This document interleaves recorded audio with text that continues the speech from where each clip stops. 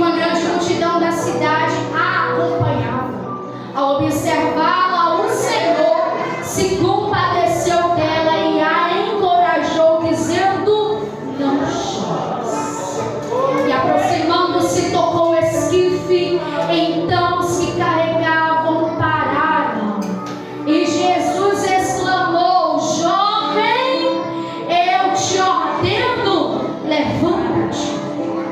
No mesmo instante, o jovem que estava morto pôs-se sentado e começou a conversar. E assim Jesus restituiu o jovem à sua mãe. Diga mãe. Mãe. Quem é mãe, diga glória a Deus.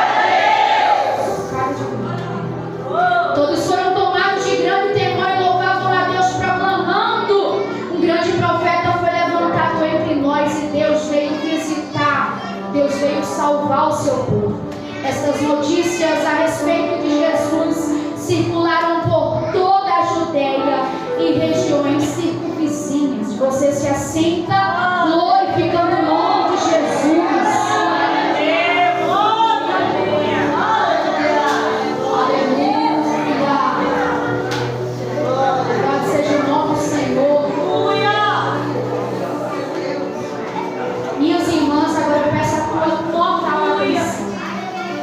Sei que Jesus já falou conosco por internet de cada canção, pela palavra inicial que já tenha sido lida nessa noite, neste santo altar. Mas essa palavra arde no meu coração para falar com a igreja de Jesus. E eu quero pedir que você fique atento àquilo que o Senhor tem para falar, para ser derramado sobre a sua vida. Nós estamos essa noite em uma noite denominada culto de mulheres. E eu amo ministrar para mulheres, amo ministrar para a juventude também. E eu quero nessa noite fazer menção com vocês nesse texto que está localizado no Evangelho de Lucas, no capítulo de número 7, no verso 11. Quem me escuta, diga amém. Amém. Você não durma, não, se você dormir eu vou ir acordar, certo? Se essa irmã que está do seu lado começar a conversar, você liga, irmã, para de conversar em nome de Jesus e deixa eu ouvir a voz do Senhor. Amém? Amém.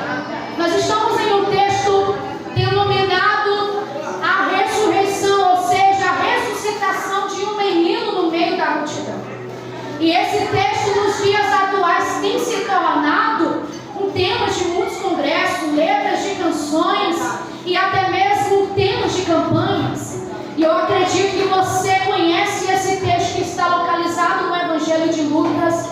Eu gosto do Evangelho de Lucas porque Lucas, além dele ser médico, ele gosta de ser bastante descritivo em todas as suas mensagens. Conforme ele escreve, ele gosta também de descrever cada detalhe da sua narrativa. E olha só, ele começa escrevendo dizendo que no dia seguinte, Jesus estava indo para uma cidade chamada Naim. Diga Naim. Naim. Isso. Naim tem por significado cidade de paz, calmaria ou tranquilidade. Mas olha só, antes de chegar na cidade de Naim, o texto que a qual ora lemos vai dizer que Jesus estava em uma cidade chamada Cafarnaum. Diga Cafarnaum. Jesus estava em Cafarnaum com seus discípulos, com uma grande multidão. E o texto vai dizer nos primeiros versículos do capítulo de número 7 que Jesus estava passando por aquela cidade, sabe? E ao passar por aquela cidade, o texto vai dizer que o homem estava doente, aleluia, ele era o servo de um certo centurião. E aquele centurião, ao ouvir falar que Jesus estava passando por aquela região, ele vai à procura de ajuda para a vida do seu servo. Olha só, o servo estava doente em casa, mas a partir do momento em que aquele homem ouve falar de Jesus, ele vai à procura de ajuda para a vida do seu servo. E eu quero nessa noite começar a liberar uma palavra profética para a vida de mulheres que está aqui. Quem tem mão para receber, ela vai. O Senhor nessa noite, ele ministra o meu coração para falar com você, mulher de Deus.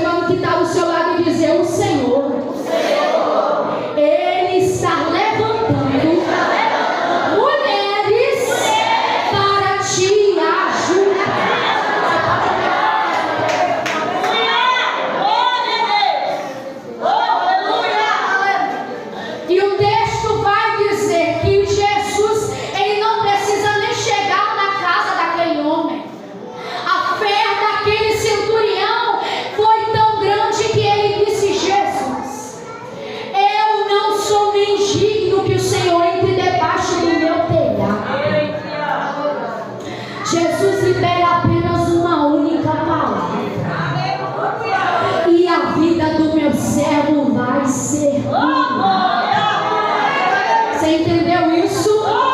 Jesus não precisou chegar na casa do centurião para operar um milagre. Aonde Jesus estava, a palavra dele foi ao encontro e alcançou a vida do seu servo e o curou. Quem ali já entendeu? Então nessa noite eu reforço essa palavra e dizer: aleluia, através das tuas mãos que está sendo levantadas aqui, a voz do Senhor alcança quem você deixou lá. Quem você deixou lá foi o filho atrás das grades? Foi o marido? Aleluia! O Senhor diz nessa noite: através da minha palavra eu alcanço. Através da minha palavra eu vou ao encontro. E Jesus realiza o milagre na vida daqueles. Jesus agora está saindo da cidade de Cafarnaum, está percorrendo um longo percurso. Alguns historiadores vão dizer que Jesus percorre a cerca de 47,8 quilômetros para chegar na cidade de Naim. E o texto vai dizer, minhas irmãs, que Jesus não estava sozinho. Lucas, ele é bem claro em dizer que com Jesus andava duas classes de pessoas. E aqui eu quero abrir um parêntese para que você possa entender algo que o Espírito de Deus ministrou ao meu coração. Olha aqui, quem gosta de Bíblia? Quem gosta de Bíblia? O texto vai dizer: e caminhava com ele os seus discípulos e uma grande multidão. E a primeira classe de pessoa que aparece aqui em explícito é uma espécie de pessoa que se chama multidão. Porque nem todo mundo que está com a multidão é multidão de verdade. E nem todo mundo que está com o discípulo é discípulo de verdade. E eu quero que você entenda nessa noite isso: a diferença para quem é discípulo e a diferença de quem é multidão. E olha só, o texto vai dizer que Jesus andava com seus discípulos. Os discípulos o acompanhavam. Por onde Jesus passava, a multidão o acompanhava também. Mas olha só, discípulo que é discípulo de verdade, ele não anda com Jesus pelo que Jesus pode o entregar, mas pelo que Jesus é. Discípulo que é discípulo de verdade, ele não anda com Jesus só nos momentos de bonança.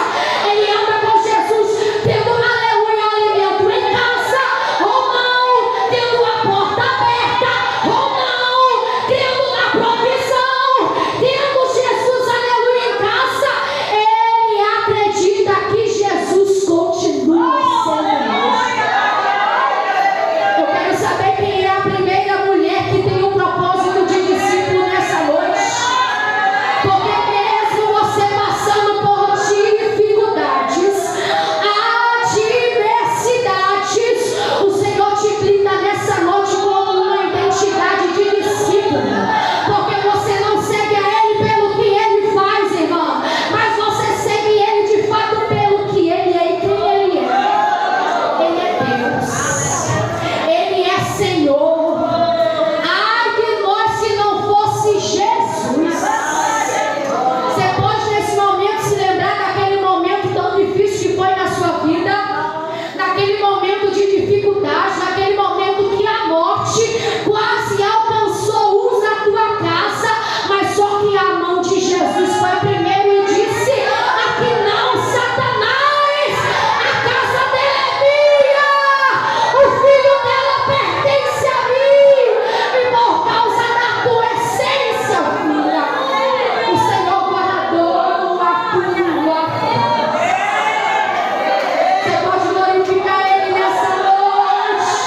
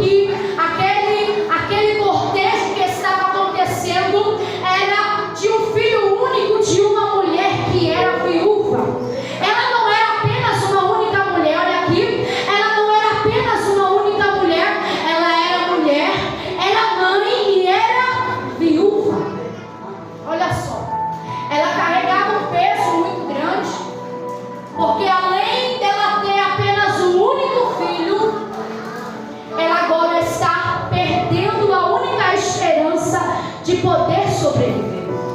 Porque naquela época a mulher não tinha vez, mulher não tinha voz. As mulheres não ficavam em cima do altar, pelo contrário, as mulheres ficavam por trás das crianças. Vinham os homens, as crianças e as mulheres. Então veja só, mulher aqui não tem vez, mulher não tem voz.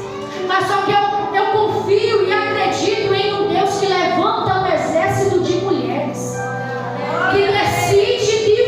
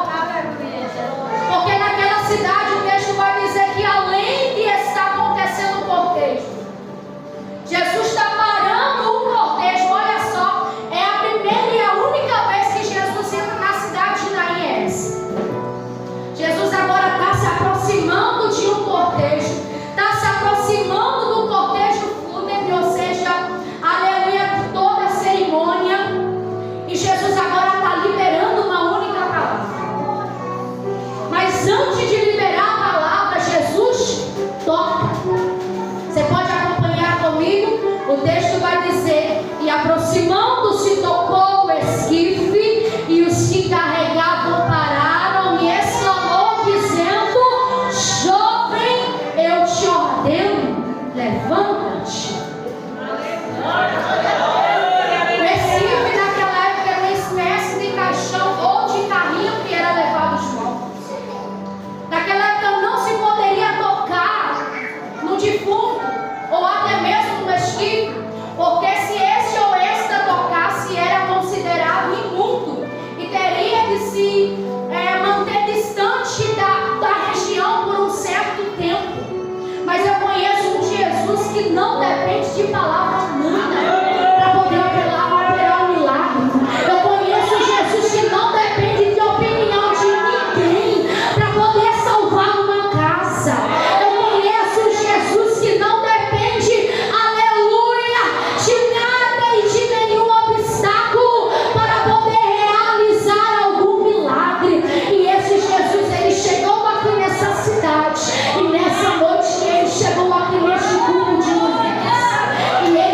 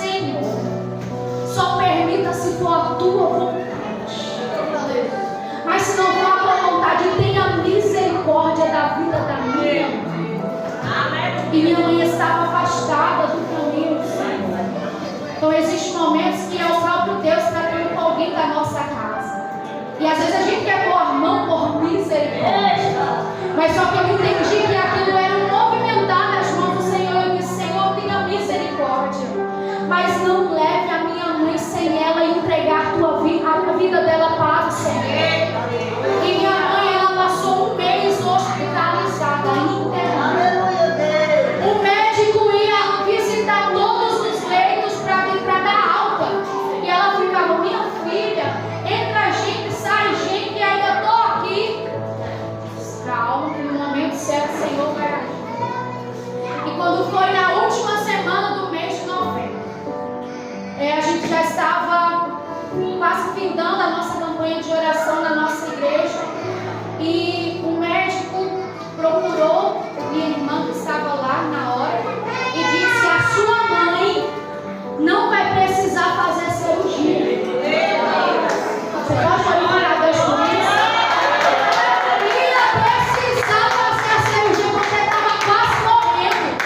As veias arteriais estavam entupidas. Porque se você não cuidar das veias, aleluia, pela má alimentação, ocasiona tudo isso. Então, naquele momento, o médico falou: a sua mãe não vai precisar se operar. Pelo contrário, ela vai para casa e vai se tratar com medicamentos. E naquele momento, o nome do Senhor foi glorificado. Por quê? Porque se ela fosse, ela teria uma grande probabilidade de não voltar com vida. Mas só que eu conheço Jesus, meu irmão. E Ele dá vida, Ele tira a vida, Ele proporciona esses momentos só para a gente poder, aleluia, ter mais um acesso com Ele. E naquele momento a gente glorificou o nome do Senhor. E hoje minha mãe está em casa, está com vida, trabalhando, servindo a Jesus, que é o principal. E nós estamos aqui testemunhando, porque Ele é Deus que faz infinitamente mais. Você pode colocar de pé? Eu amo esse Jesus porque Ele cuida de nós.